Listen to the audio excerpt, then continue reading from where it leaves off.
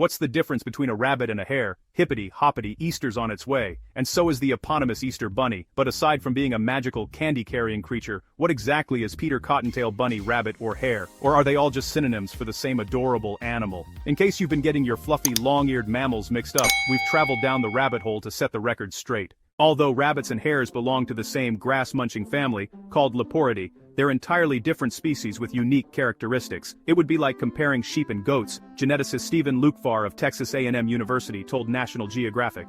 If you aren't sure which animal has been hopping around and helping themselves to the goodies in your vegetable garden, take a closer look at their ears. In general, hares have longer ears and larger bodies than rabbits. Rabbits also tend to be more social creatures, while hares prefer to keep to themselves. As for the baby animals, they go by different names as well. Baby hares are called leverets, while newborn rabbits are called kittens or kits. So where exactly do bunnies fit into this narrative? Originally, the word bunny was used as a term of endearment for a young girl, but its meaning has evolved over time. Bunny is now a cutesy, childlike way to refer to both rabbits and hares, although it's more commonly associated with rabbits these days. With that said, the Easter bunny is usually depicted as a rabbit, but the tradition is thought to have originated with German immigrants who brought their legend of an egg-laying hare, called Osterhase, to America.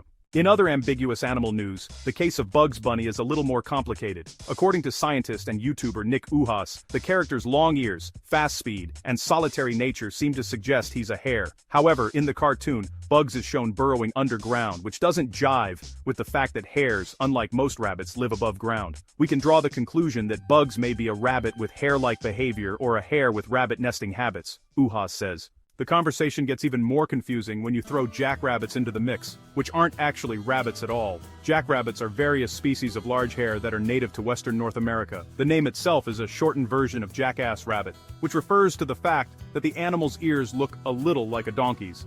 As Mark Twain once famously wrote about the creature, he is just like any other rabbit, except that he is from 1/3 to twice as large, has longer legs in proportion to his size, and has the most preposterous ears that ever were mounted on any creature but the jackass. Fun fact, black-tailed jackrabbits' extra-long ears actually help them stay cool in the desert. The blood vessels in their ears enlarge when it gets hot, causing blood to flow to their ears and ridding their bodies of excess heat.